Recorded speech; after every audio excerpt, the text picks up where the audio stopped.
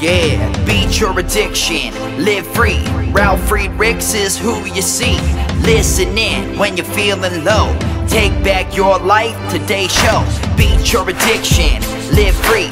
Ralf Friedrichs is who you see. Listen in when you're feeling low. Take back your life, today's show. Stay positive, hope, and keep faith. Stand strong against any odds that you face. Put away the alcohol and the drugs. Fill your time with the things you love. Addiction is tough, but it's worth the work.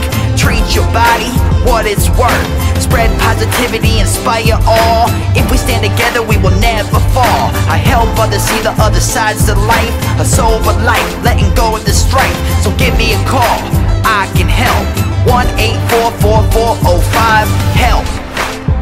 Homeless shelters, hospitals, jails, wherever you are. I am Ralf Friedrichs and I am here for you. 1-844-405-HELP.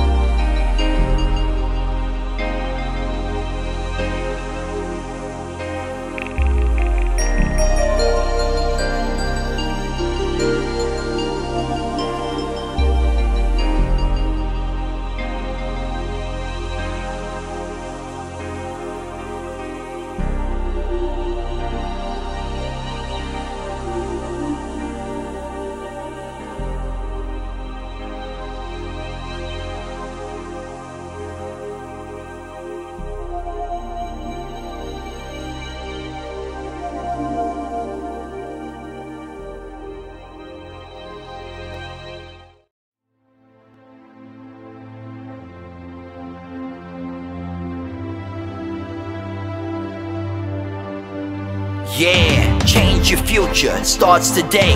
Live life to the fullest, never skip a day. Create hope, spread positivity. Beat your addictions and negativity. Ralf Friedrichs is here for you. Call today so we can help you. 1-844-405-HELP. 1-844-405-HELP. 1-844-405-HELP. We are here for you. Call us today.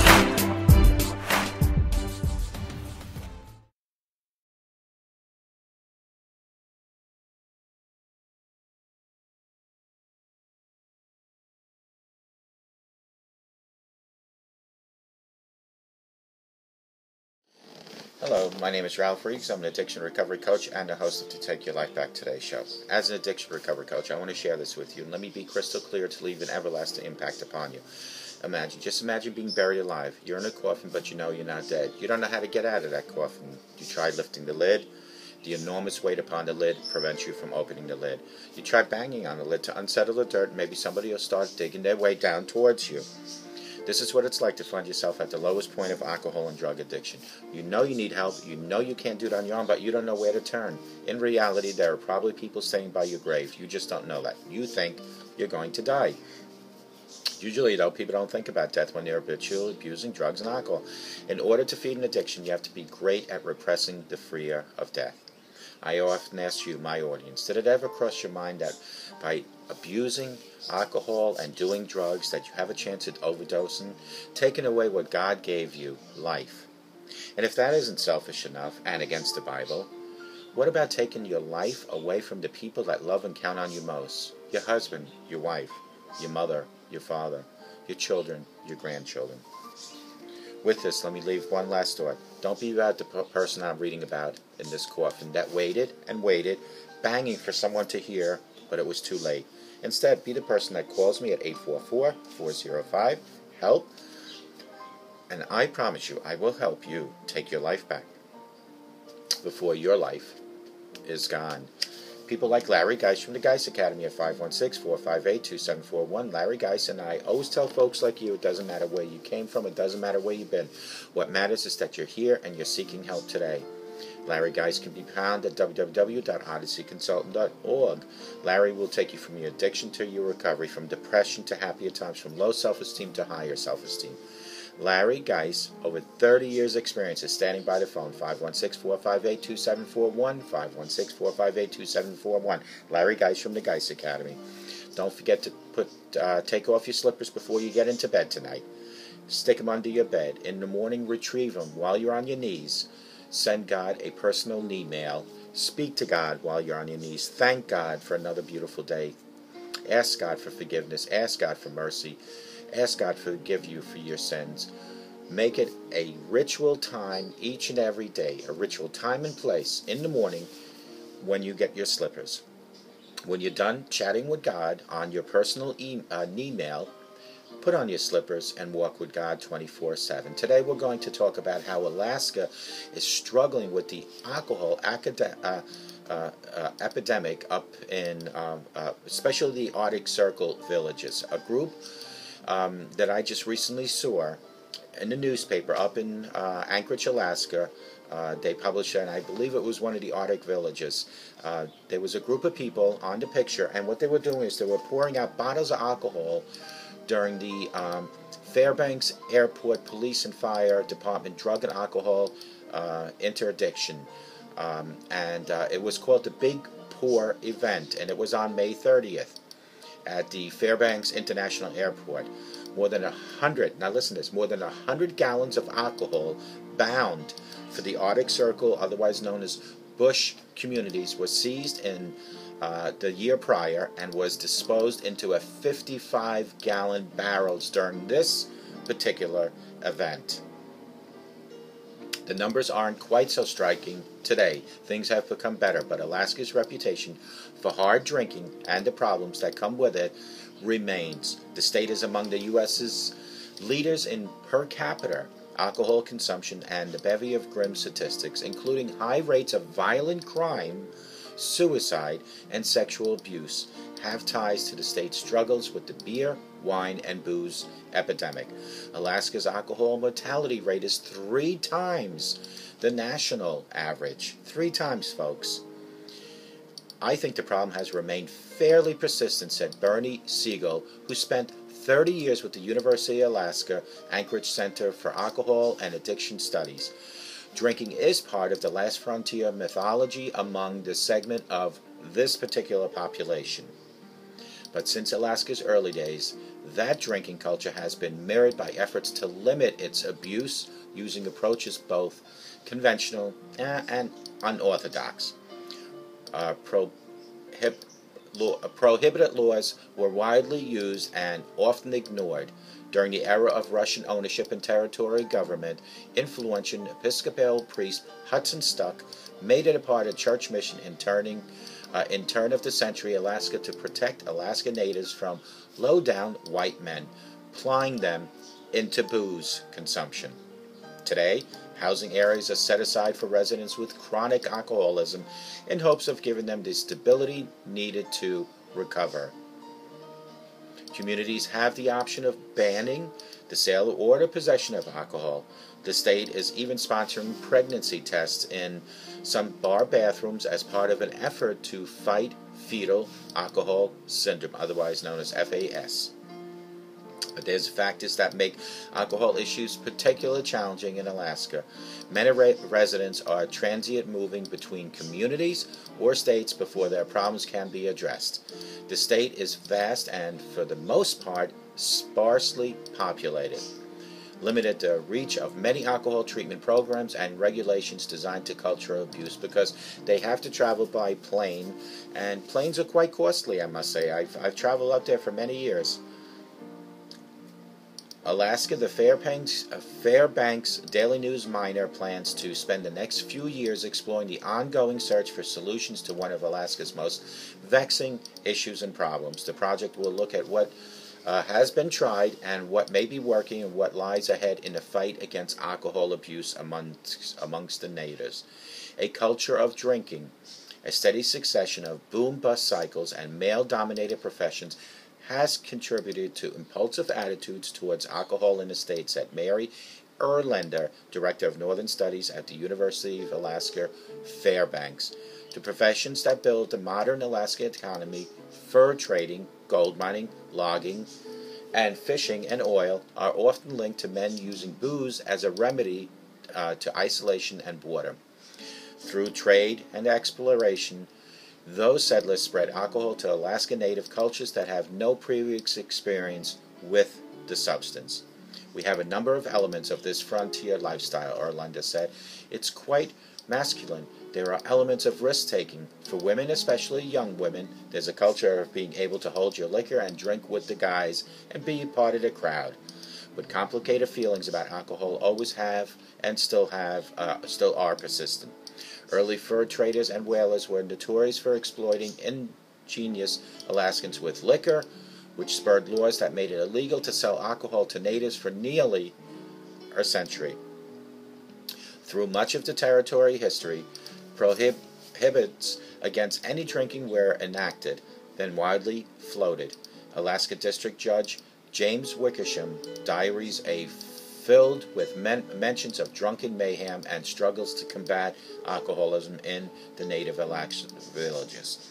Alaska in 1899 became the first state or territory in America to mandate liquor licenses, and also got a jump on preventing some sort of alcohol movement within their villages. 62% of Alaskans voted in 1917 in favor of Bone Dry Law, which urged Congress to ban alcohol in the state. The move happened 2 years before the rest of the U.S. enacted the same laws. Not surprisingly, given Alaska's history, the vote contained some contradictions. There seems to be plenty of evidence that most residents kept right on drinking even after deciding their neighbors should stop.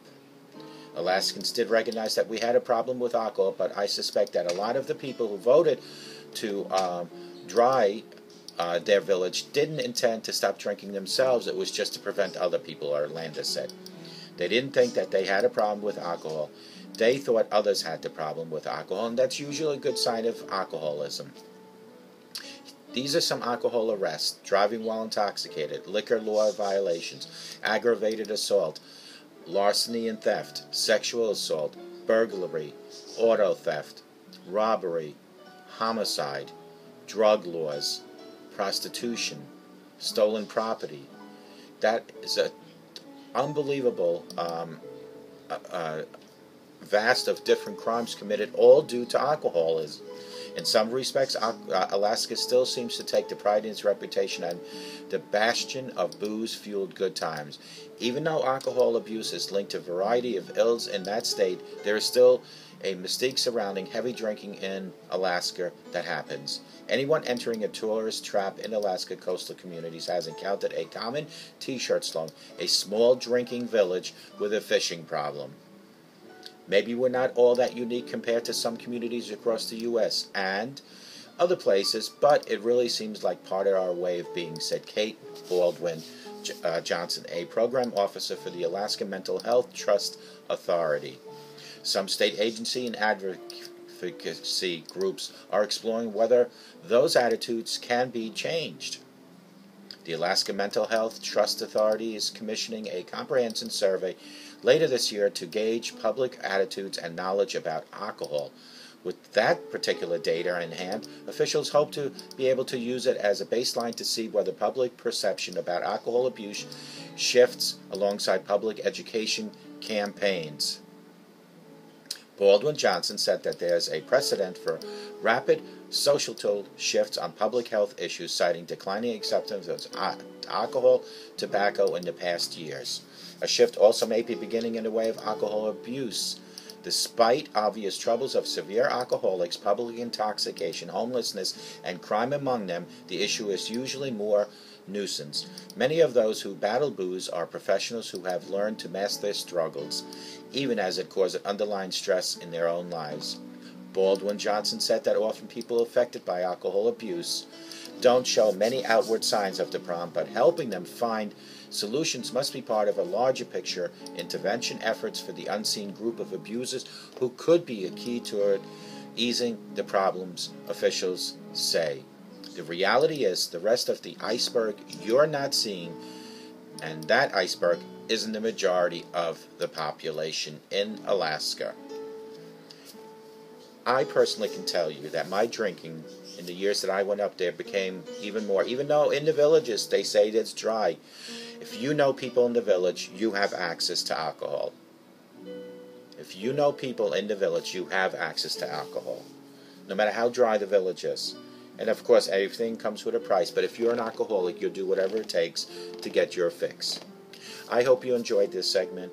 I hope to God that you bring a little awareness on what's really going up in the northern part of the United States. Just Google alcoholism in Alaska, and you'll get a so much better understanding of what I just read. And I want you guys to remember that everything that I do read, I keep hard copies, and I'm more than happy to email it or text it or even fax it to you. But you need to get a hold of me at 631-599-0218 or call me at 844-405-HELP.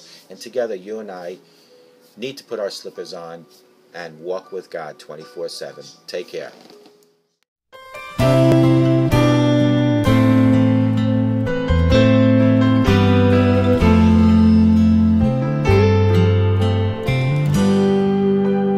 Have you ever prayed but never got an answer and wondered if God was really there? Did you feel all hope was gone, but in His time He came along and answered the prayer you thought was gone? There is no prayer too small, for God hears them all. The answer may not be just what you want, but He always knows what's right, even when we think it's wrong. Just remember, there is no prayer too small.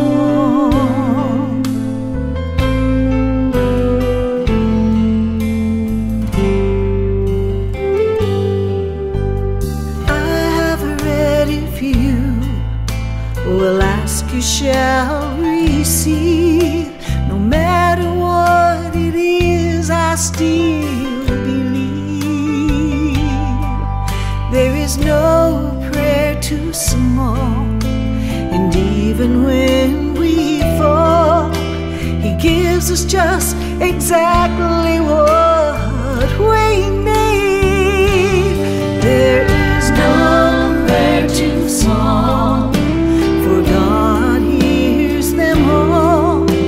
The answer may not be just what you want, but He always knows what's right, even when we think it's wrong. Just remember, there is no prayer too small. No prayer too small. He always knows what's right. God hears them all.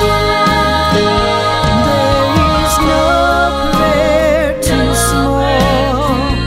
My God hears them all. The answer may not be just what you want, but He always knows what's right, even when we think it's wrong.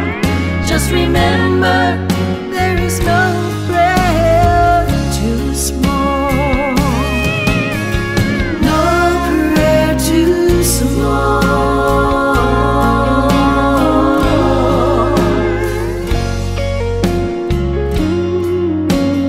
No prayer too small.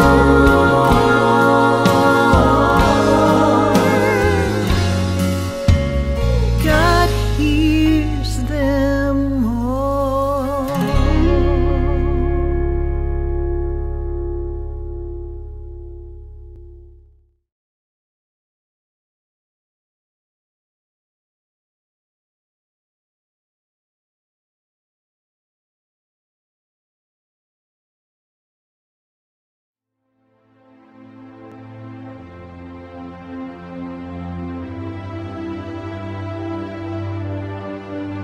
Yeah, change your future, it starts today.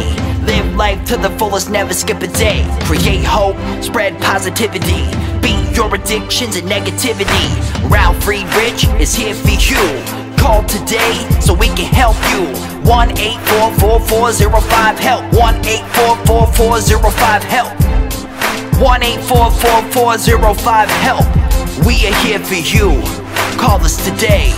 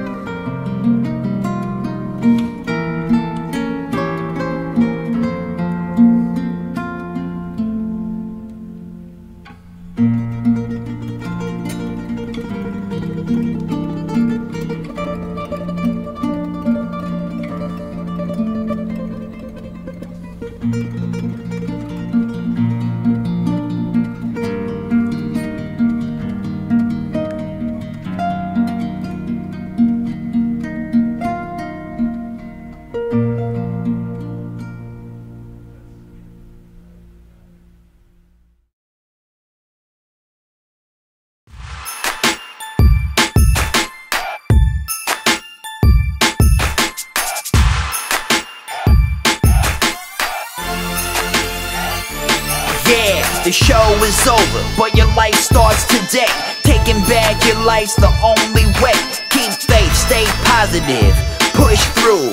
Take back your life, it starts with you.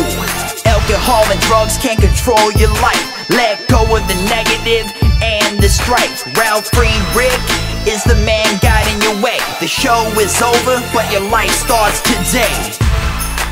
Call Ralf Friedrichs at 1-844-405-HELP. That's 1-844-405-HELP. We hope you love the show today and tune in next time. Take back your life, today's show with Ralf Friedrichs.